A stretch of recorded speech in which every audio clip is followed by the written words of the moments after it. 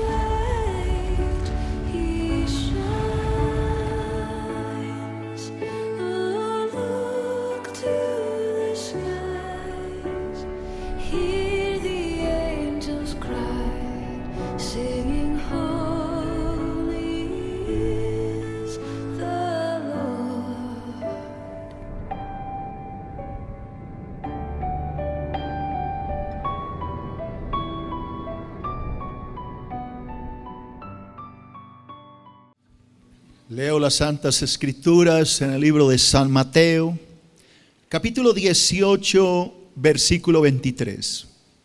Dice la palabra de Dios: por lo cual el reino de los cielos es semejante a un rey que quiso hacer cuenta con sus siervos. Comenzando a hacer cuentas, le fue presentado uno que le debía 10,000 talentos. A este, como no pudo pagar, ordenó su señor venderle, y a su mujer e hijos y todo lo que tenía, para que se le pagase la deuda. Entonces aquel siervo postrado le suplicaba diciendo: Señor, ten paciencia conmigo y yo te lo pagaré todo. El señor de aquel siervo, movido a misericordia, le soltó y le perdonó la deuda. Pero saliendo aquel siervo, halló a uno de sus consiervos que le debía 100 denarios, y haciendo de él le ahogaba, diciendo: págame lo que me debes. Entonces su consiervo, postrado a sus pies, le rogaba, diciendo: ten paciencia conmigo y yo te lo pagaré todo. Mas él no quiso, sino fue y le echó en la cárcel hasta que pagase la deuda. Viendo sus consiervos lo que pasaba, se entristecieron mucho y fueron y refirieron a su señor todo lo que había pasado. Entonces, llamándole su señor, le dijo: siervo malvado, toda aquella deuda te perdoné porque me rogaste. No debías, repite conmigo, no debías tú también tener misericordia de tu consiervo, como yo tuve misericordia de ti. Entonces su señor, ¿cómo estaba? Enojado, le entregó a los verdugos hasta que pagase todo lo que debía. Así también, repite conmigo, así también mi Padre Celestial hará con vosotros si no perdonáis de todo corazón cada uno a su hermano sus ofensas. Amén. Vamos a orar, hermanos. Cierra tus ojos, por favor, y dispón tu espíritu para que Dios te hable. Amado Dios, en el nombre de Jesucristo, disponemos hoy nuestros corazones para enseñar tu palabra, para recibir lo que tú nos quieres decir. Quita toda distracción, todo lo que el diablo quiera poner para que no recibamos la palabra. Bendigo a toda la iglesia y oro para que esta palabra les edifique, les llene de tu bendición y de tu gracia. Habla, te lo pido, a nuestros corazones, Espíritu Santo, en el nombre de Cristo Jesús. Amén y amén. Hace 8 días comencé este estudio acerca de la parábola de los 2 deudores. Allá está en la pantalla. ¿Cuál es la parábola? La parábola de los 2 deudores. Lo primero que enseñé hace 8 días, mi primer punto, fue el siguiente: la enorme deuda del pecado. Repite conmigo, ¿cuál es el punto? La enorme deuda del pecado. ¿Qué enseñábamos en este punto? Lo que aprendimos en este punto es que todo ser humano, desde que nace, viene con la tendencia a pecar. No hay un solo ser humano que no peque. Todo ser humano peca porque viene o nace con una naturaleza pecaminosa, una naturaleza que lo invita al pecado. Ese pecado que desde niño cometemos se va acumulando. Cada pecado se suma, se suma, se suma. Así que cuando miramos atrás, nos damos cuenta que tenemos una enorme deuda con Dios. ¿Cuál es la enorme deuda que tenemos? El pecado. Unos tienen más, otros menos, pero todos tenemos una enorme deuda. ¿Quién reconoce que tiene una enorme deuda de pecado? Eso fue lo que aprendimos aquí. Ese rey que llamó a sus siervos para pedirle cuentas es un cuadro de Dios que algún día nos va a llamar a pedirnos cuentas. Dice que uno le debía una enorme deuda, 10,000 talentos. Eso habla de la enormidad de nuestra deuda con Dios, impagable. ¿Y es la deuda de qué? Del pecado. ¿Hasta ahí vamos?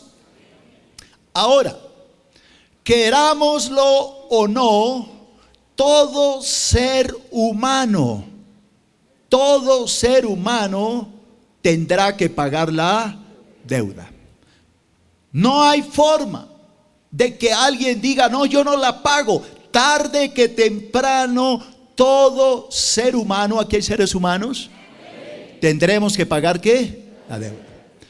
Hay 2 formas de pagarla. Una, pagándola nosotros con nuestra vida, porque la palabra dice que la paga del pecado es la muerte. Y hay otra forma en que podemos pagarla, y es que alguien pague por nosotros y muera por nosotros. Así que para entrar en esto, para entender esto, entré hace 8 días en mi segundo punto, que está en la pantalla. Así que como hay una enorme deuda de pecado, también hay una enorme gracia de Dios. ¿Qué dice la palabra? Que donde abundó el pecado, ¿qué pasó?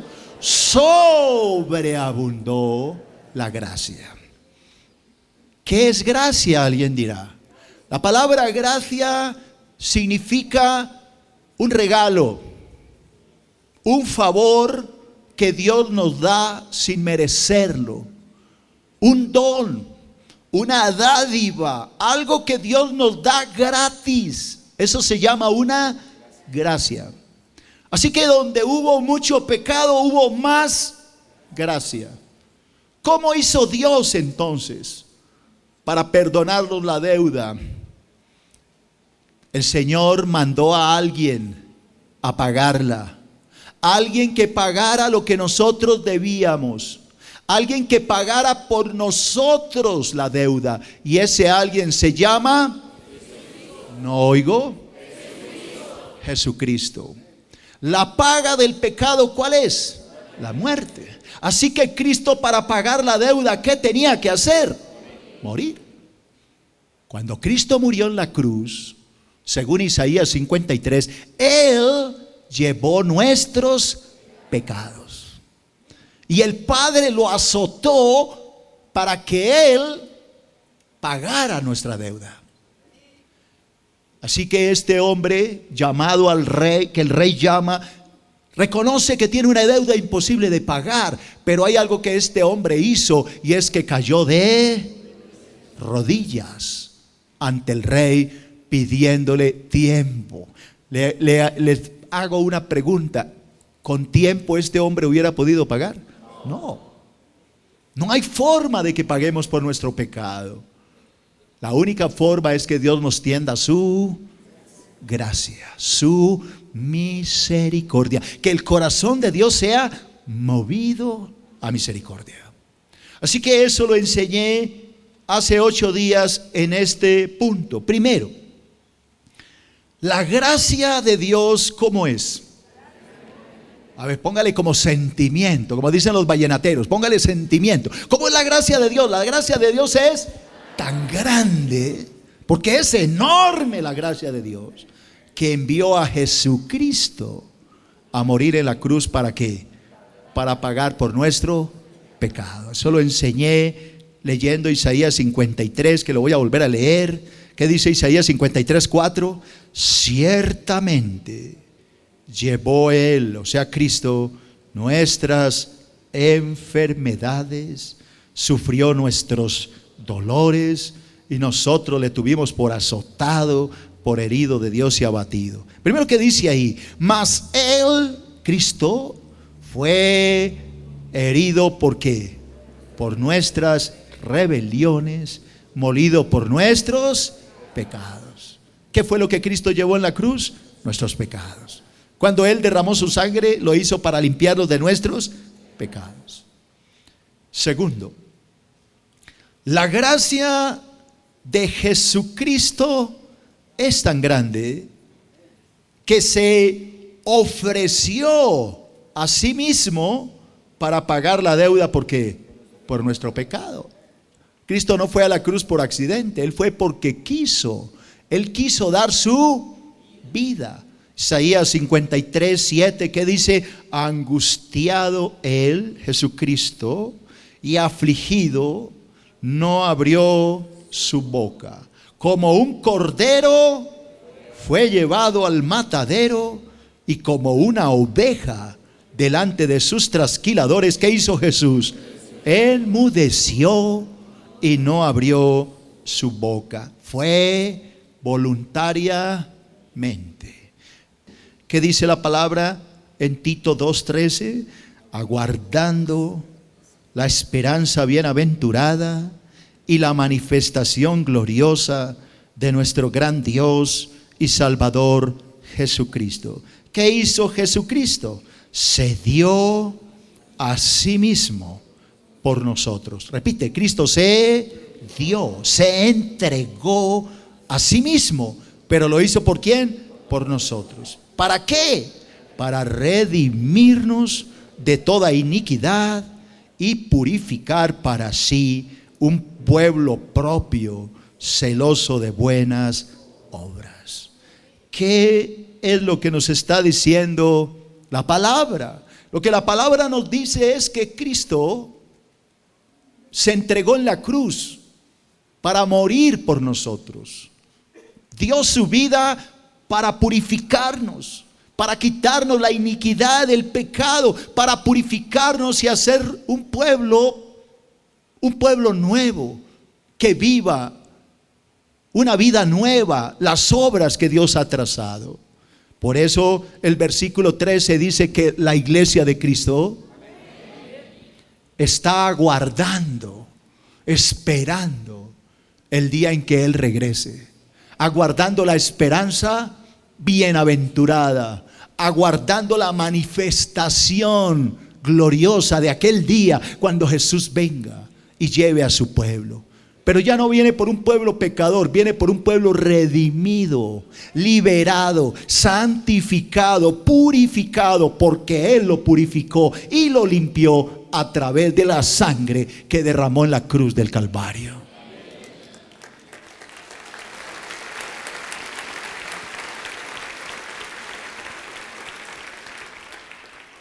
Hebreos capítulo 9, versículo 14.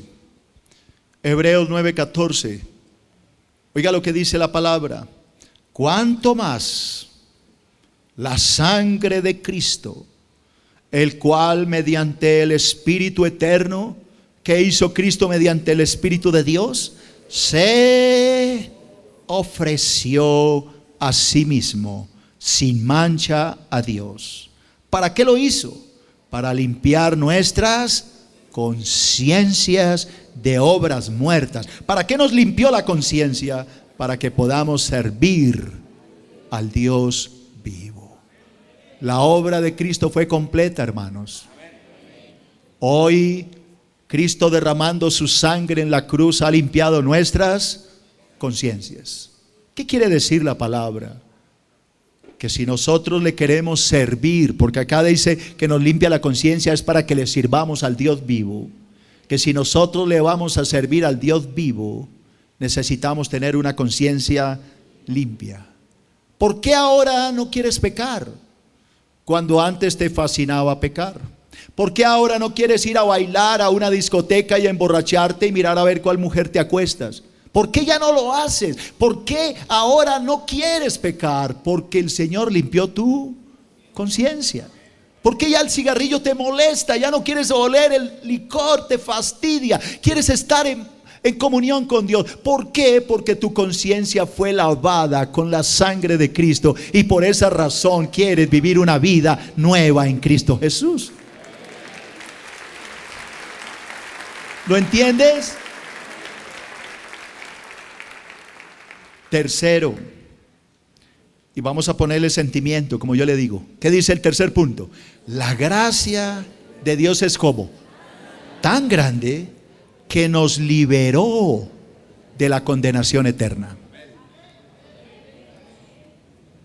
Colosenses capítulo 2, versículo 13. Colosenses 2:13. Y a vosotros, iglesia, ¿cómo estábamos? Muertos en pecado, en la incircuncisión de la carne. ¿Qué hizo Cristo? Nos dio vida juntamente con Él. ¿Pero cómo nos dio vida? Perdonándonos todos los pecados. Ya no hay pecado para ti. Ya no hay nada que te impida ir al cielo, porque Cristo te perdonó todos los pecados en la cruz del Calvario. ¿Qué más hizo el Señor por ti? Oye lo que dice, versículo 14. Anulando el acta de los decretos que había contra nosotros. ¿Cuáles decretos? La ley de Dios que exigía nuestra muerte. La paga del pecado es que muerte. Cristo anuló ese acta que nos condenaba. Cristo la anuló, anulando el acta de los decretos que había contra nosotros, que nos era contraria, y quitándola del medio. ¿Qué hizo con esa acta? La clavó en la cruz. ¿Y qué más hizo? Y despojando a los principados, a los demonios y a las potestades que nos querían ver en el infierno, los exhibió públicamente, Cristo triunfando sobre ellos en la cruz del Calvario.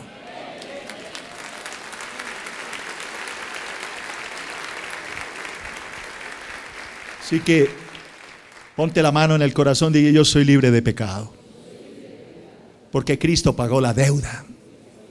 Yo estoy en paz con Dios. Ya no hay algo que Dios me exija. Dios me perdonó en Cristo. ¿Me estoy haciendo entender? Cristo anuló el acta, la ley que decía el pecador debe ¿qué? Morir. Ya no hay acta para ti, no hay algo que te condene, porque Cristo la pagó y la dejó clavada en el madero. Esos demonios, esos principados, potestades, legiones y huestes de maldad que quieren llevarte al infierno, ya no te pueden tocar. ¿Por qué? Porque ellos saben que tú fuiste lavado con la sangre de Cristo y que eres hijo y miembro de la familia de Dios.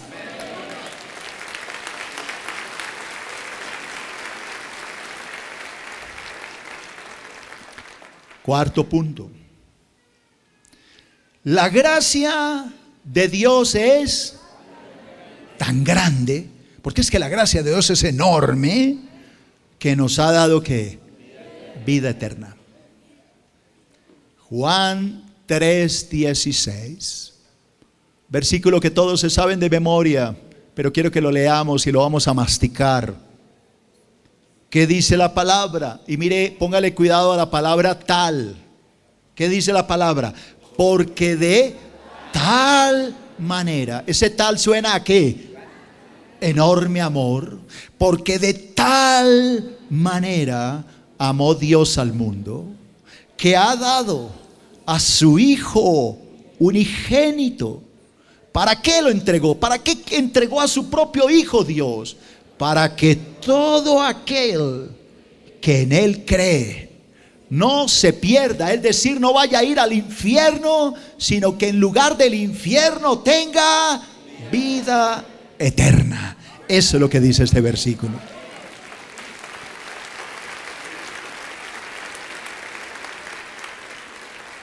Tú, mi hermano, mi hermana, eres la razón del amor de Dios. Cada vez que Dios te mira a ti, sus ojos te miran con amor. Dios no te ve de otra manera, te ve con amor porque te ve a través de Cristo y de su sangre. Te ve con un amor maravilloso. Te ve como un padre ve a su hijo, como una madre ve a su hija. Quinto, la gracia de Dios es como tan grande que nos ha dado entrada al cielo. Efesios capítulo 2 y versículo 5. Efesios 2, 5. ¿Qué dice la palabra? Aún estando nosotros, ¿cómo estábamos? Muertos en pecados. ¿Qué hizo Dios por nosotros? Nos dio vida juntamente con Cristo. Por gracia sois salvos. Y oiga lo que dice, y esto es para la iglesia, para que se ponga feliz. Y juntamente con Él, con Cristo, ¿qué hizo Dios? Nos resucitó. Y asimismo nos hizo sentar en los lugares celestiales con Cristo Jesús.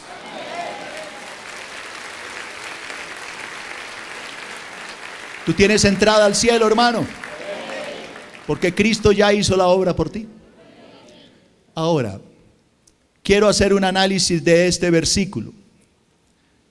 La palabra dice que todos nosotros estábamos muertos, porque nuestros pecados nos llevan a la muerte. La paga del pecado es la muerte. Pero Dios no quiso que muriéramos, no quería que nos perdiéramos. Por eso Él nos dio vida. Pero ¿cómo podía darnos vida?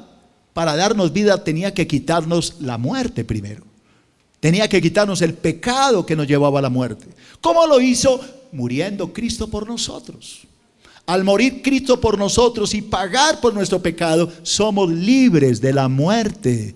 Ya no hay muerte para el cristiano. Para el cristiano solo hay vida, y no cualquier vida, sino vida eterna. Ahora, dice la palabra en el versículo 6, y juntamente con Cristo, ¿qué hizo el Señor? Nos resucitó. Y así mismo nos hizo sentar. Dice, ¿nos hizo o nos hará? O sea que ya sucedió. ¿O va a suceder?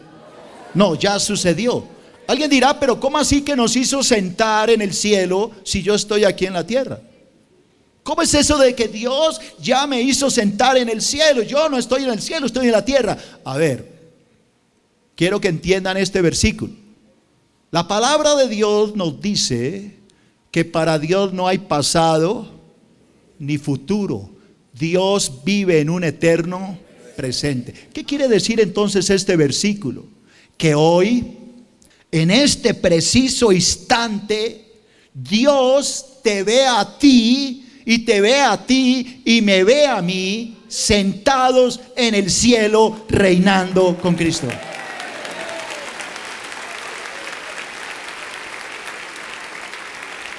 O sea, lo que le estoy tratando de decir es que para Dios no hay futuro. Dios ve todo el futuro. Él sabe lo que va a pasar. Él sabe exactamente que tú vas a estar sentado en el cielo. Di: Dios no juega a los dados. Dios sabe perfectamente que estaremos en el cielo porque creímos en Cristo. ¿Por qué lo cree? Porque al creer en Cristo nuestros pecados han sido eliminados, y al ser eliminados no hay nada que impida que nosotros vayamos al cielo a reinar con Cristo. ¿Lo está entendiendo? Así que ya les he enseñado dos puntos, los grandes, los puntos principales. El primero es que hay una enorme deuda de pecado. Y el segundo es que así como hay una enorme deuda de pecado, también hay una enorme gracia de Dios. Ahora déjeme hablarle de un tercer punto: la enorme falta de perdón. Así que este sermón todo es enorme. Primero un enorme pecado, luego una enorme gracia y después una enorme falta de perdón. ¿De qué está hablando la palabra? Mateo capítulo 18, versículo 28. Mateo 18, 28. Pero saliendo aquel siervo, halló a uno de sus consiervos que le debía 100 denarios. Y haciendo de él, le ahogaba, diciendo: págame lo que me debes. Entonces su consiervo, ¿qué hizo? Postrándose a sus pies, le rogaba diciendo: ten paciencia conmigo y yo te lo pagaré todo. Mas él no quiso, sino que fue y le echó en la cárcel hasta que pagase la deuda. Viendo sus consiervos lo que pasaba, se entristecieron mucho y fueron y refirieron a su señor todo lo que había pasado. Entonces, llamándole su señor, le dijo, ¿qué le dijo? Siervo malvado, toda aquella deuda te perdoné. ¿Por qué? Porque me rogaste. Acuérdate que él había caído de rodillas pidiéndole al Señor perdón. No debías, repite conmigo, no debías tú también tener misericordia de tu consiervo, como yo tuve misericordia de ti. Entonces su señor, ¿cómo estaba? Enojado, le entregó a los verdugos hasta que pagase todo lo que debía. Y mire lo que dice después: así también. Vamos a repetirlo todos. Así también mi Padre Celestial hará con vosotros si no perdonáis de todo corazón cada uno a su hermano sus ofensas. Amén. Todos los que estamos aquí, por lo menos la gran mayoría, hemos sido perdonados. Hemos recibido un perdón enorme de una deuda que no podíamos pagar, y era la deuda de nuestro pecado. Esa deuda nos iba a llevar al infierno, pero Dios, que es tan bueno, pagó la deuda por nosotros, nos la perdonó. Pero no podía perdonarla así nomás, tenía que pagarla de alguna forma, y la forma que encontró fue enviando a su propio Hijo Jesucristo para pagar la deuda. Lo importante aquí es que nosotros ya no tenemos deudas con Dios. Ahora disfrutamos de una paz con Dios. Ya no hay nada que nos acuse. El diablo no nos puede tocar porque hemos sido liberados. El diablo ya no nos tiene oprimidos porque Cristo nos redimió. No hay nada que impida que vayamos al cielo. Es más, Dios ya nos ve en el cielo con Cristo. Así que la deuda que Dios nos ha perdonado es enorme. Y lo hizo con una enorme gracia. Pero ahora el problema es que muchos de los que hemos sido perdonados nos cuesta trabajo perdonar.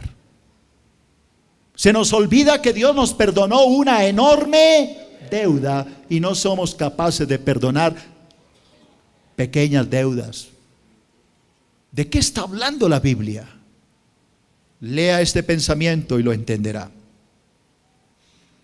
Cuando el rey, que es un cuadro de Dios, perdonó la enorme deuda de este hombre, esperaba que hiciéramos lo mismo, que hiciera lo mismo con sus hermanos.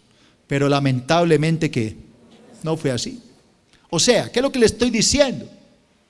Dios le perdonó a este hombre una deuda enorme, 10,000 talentos, se los perdonó. Pero Dios se los perdonó para que él hiciera lo mismo. Pero cuando salió a la calle y encontró a alguien que le debía unas monedas, no lo perdonó. Por eso el rey se puso que bravo, se enojó. Primer punto, voy a hablar de este punto. Primero, Dios perdonará nuestros pecados si perdonamos a quien nos ha ofendido. Oiga lo que estoy diciendo. Dios nos perdonará, pero si nosotros perdonamos a quien nos ha ofendido. Le hago una pregunta. Cuando este hombre no perdonó a su consiervo, ¿qué hizo el rey con este hombre al que le había perdonado la deuda? Lo mandó a los verdugos. Si tú no eres capaz de perdonar a tu hermano, no esperes que Dios te perdone. Si tú no perdonas, Dios no te perdonará, te entregará a los verdugos. ¿Quiénes son los verdugos? El diablo, los demonios que te acosarán y Dios te entregará hasta que entiendas que así como Él te perdonó, tú tienes que aprender ¿a qué? A perdonar. Mateo capítulo 6 y versículo 14. Mateo 6:14, ¿qué dice la palabra?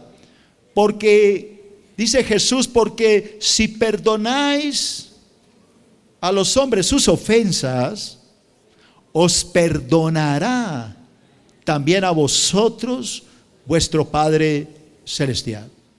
Pero mire lo que dice, mas si no perdonáis a los hombres sus ofensas, pues tampoco vuestro Padre os perdonará vuestras ofensas. ¿Aló? Dios nos da el ejemplo para que nosotros lo pongamos en práctica.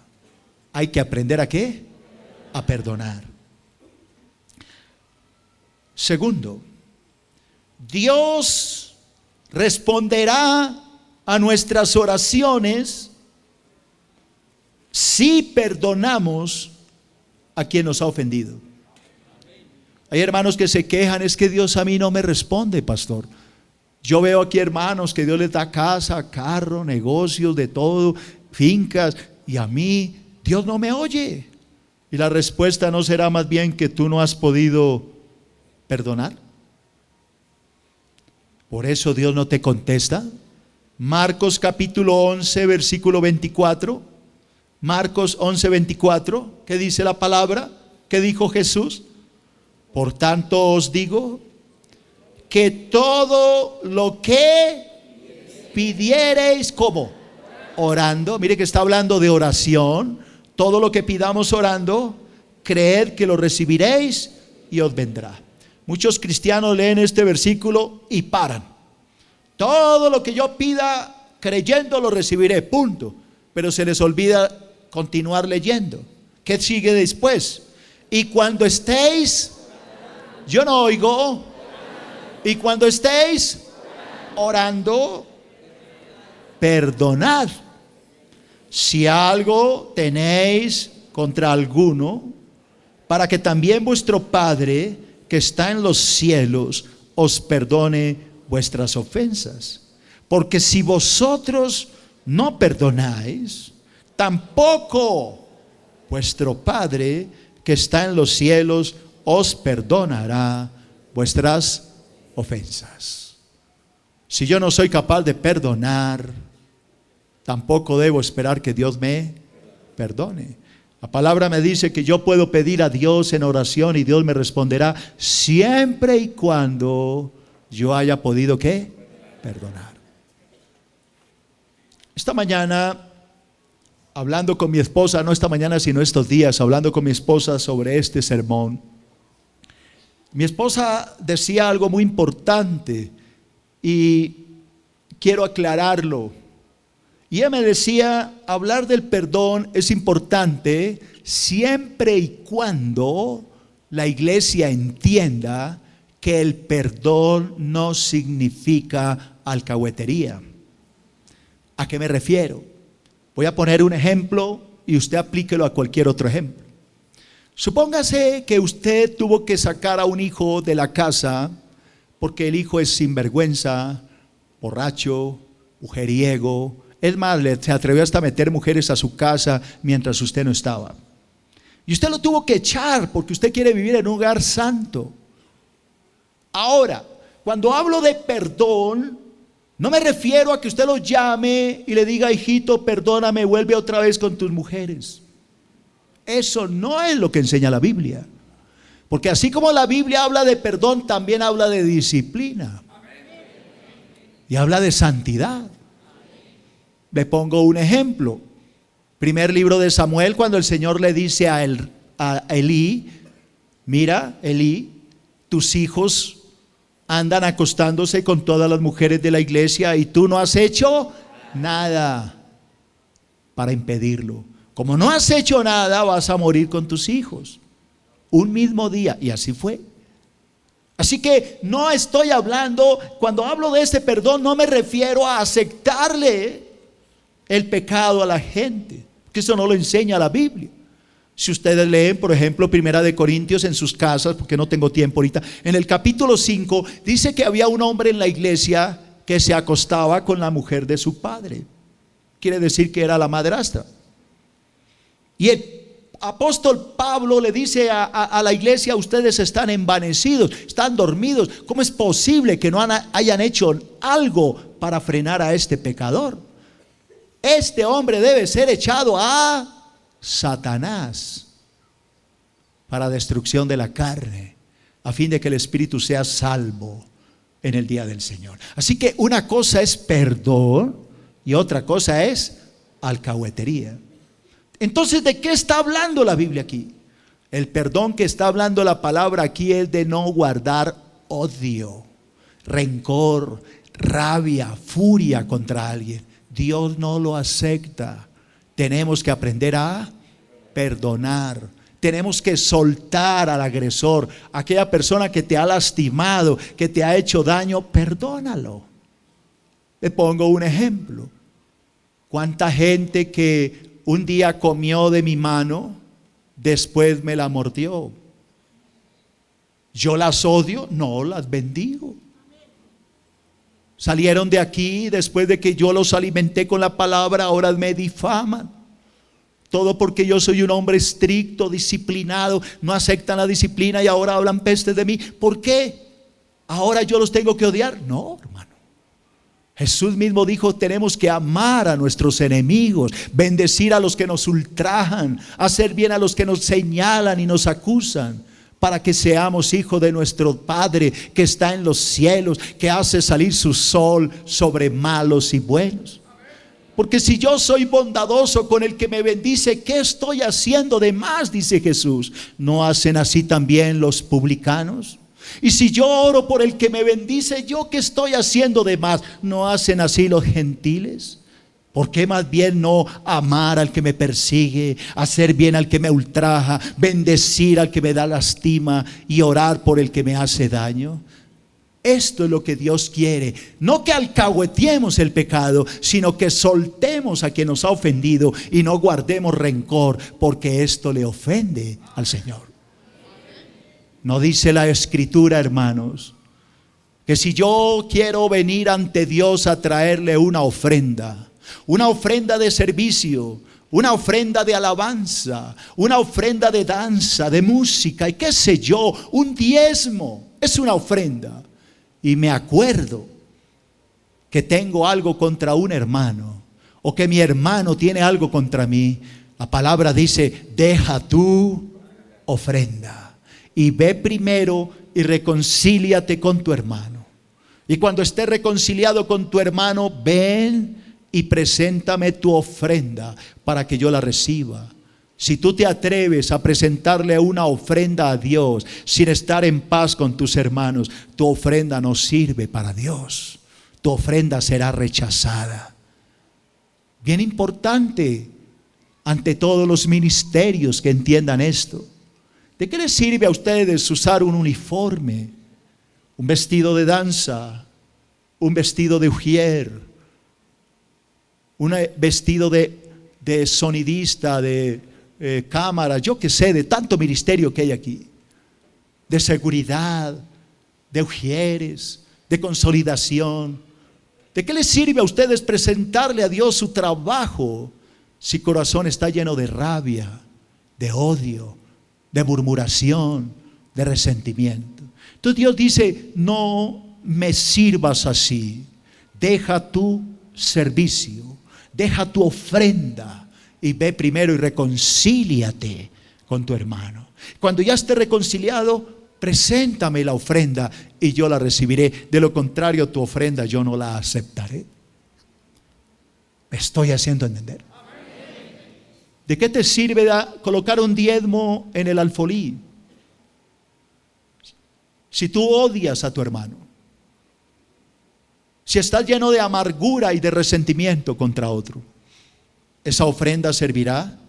No, no va a servir. Tienes que aprender a perdonar. Tercero, Dios nos llenará de paz interior si perdonamos a quien nos ha ofendido. Efesios 4:30. Efesios 4:30, atención a esta lectura. ¿Qué dice el Señor? Y no contristéis al Espíritu Santo, o sea, no entristezcan al Espíritu Santo, con el cual fuisteis sellados para el día de la redención. ¿Qué hay que hacer para no entristecer al Señor? Quítese de vosotros toda amargura. ¿Qué más? Enojo, ira, gritería, maledicencia, o sea, palabras bruscas, groseras, y toda malicia. Todas estas cosas, atención, amargura, enojo, ira, gritería, palabras groseras y toda malicia hacen que el Espíritu Santo se sienta triste. ¿Qué hay que hacer para que no suceda? Antes, sed benignos unos con otros. ¿Cómo más? Misericordiosos. ¿Y qué más? Perdonándoos unos a otros, como también os perdonó Dios a vosotros en Cristo. Esta es la forma, hermano. No guardar odio, rencor, es que me cae, es que donde yo lo vea, mejor dicho, es que me las paga. Esas palabras no son de un cristiano. ¿Ustedes creen que a mí me ha hecho gente daño? Mucha. Se cuentan por cientos. Ser pastor, no crean que es un paseo, y más ser tan estricto como lo soy yo. Así como hay muchos que me aman, hay muchos que me odian. Hay algunos que han hecho hasta cadena de oración para que yo me muera. Aunque no lo crean, es verdad. ¿Qué tengo que hacer? ¿Odiarlos? No, los bendigo. Que Dios los bendiga, porque Cristo dice: bendecid a vuestros enemigos, haced bien por los que os ultrajan y os persiguen, amad a vuestros enemigos, orad por ellos. No hay que odiarlos, iglesia. Ellos no tienen la culpa. El diablo les ha encerrado la mente. Es Satanás el que les ha puesto esas cosas malas. Pero como nosotros estamos llenos del Espíritu Santo, entonces también debemos amar, porque estamos llenos del amor de Dios. Eso es lo que Dios quiere.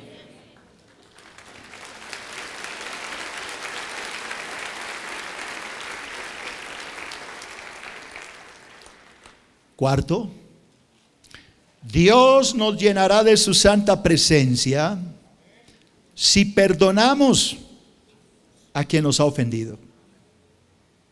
Hay muchas personas que dicen, déjame el título ahí, por favor. Hay muchas personas que dicen, yo quiero ser lleno del Espíritu Santo. Yo quiero la unción, yo quiero. Corren de iglesia en iglesia, tratando de que un hombre les dé la unción. Tratando de que alguien les ponga la mano encima para ver si les da la unción. Iglesia, la unción no viene así. Tal vez las emociones vienen así, pero la unción viene cuando tú aprendas a perdonar a aquel que te ha ofendido. Colosenses capítulo 3 y versículo 12. Colosenses 3:12. ¿Qué dice la palabra?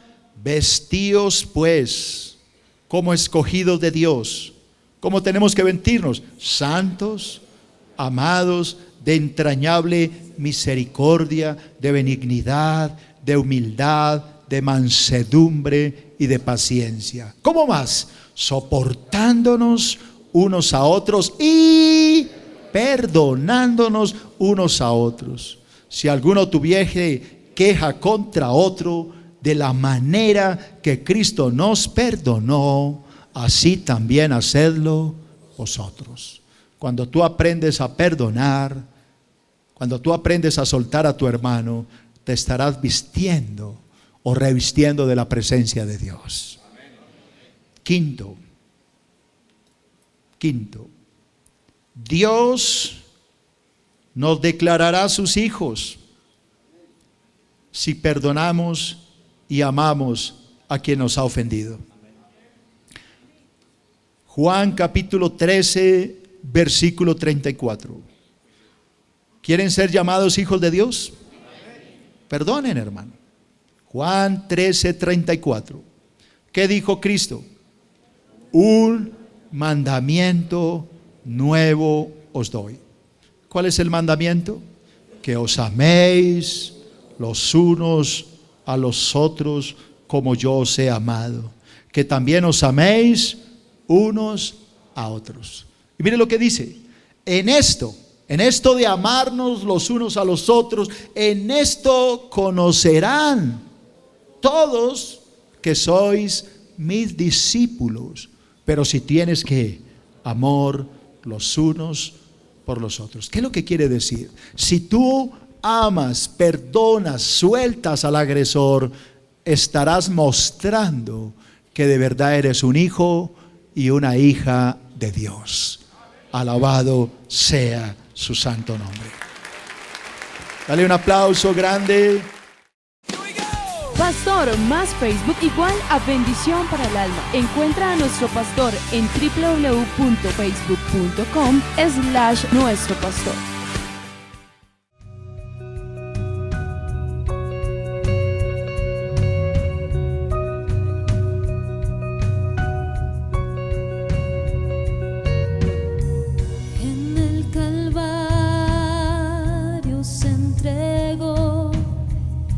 Cielo descendió, llevó mi carga y maldad, su sangre me limpió.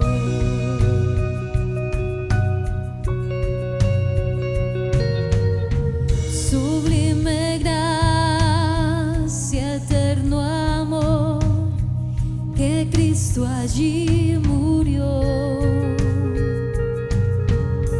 Sus manos llevan la señal del precio que Él pagó. Toda gloria sea a Jesús. Canta aleluya, canta aleluya, pues el Rey cargó con la cruz. A la muerte Él venció.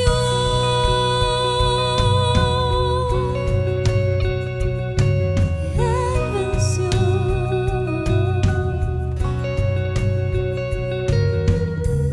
Y del sepulcro despertó, resucitó en poder y con su sangre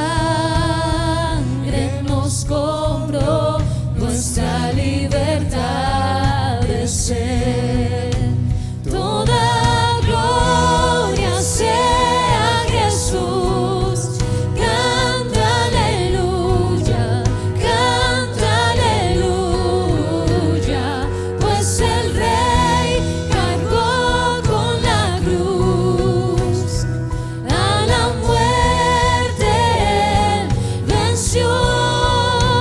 Toda gloria sea a Jesús. Canta aleluya, pues el Rey cargó con la cruz. A la muerte Él venció.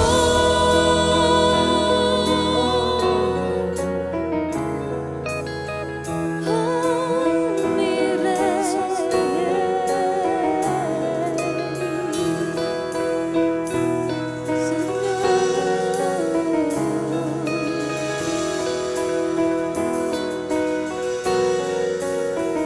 es tu amor, es tu amor, es tu amor el que salva. Tu sangre, tu sangre, tu sangre me lava. Es tu amor, es tu amor.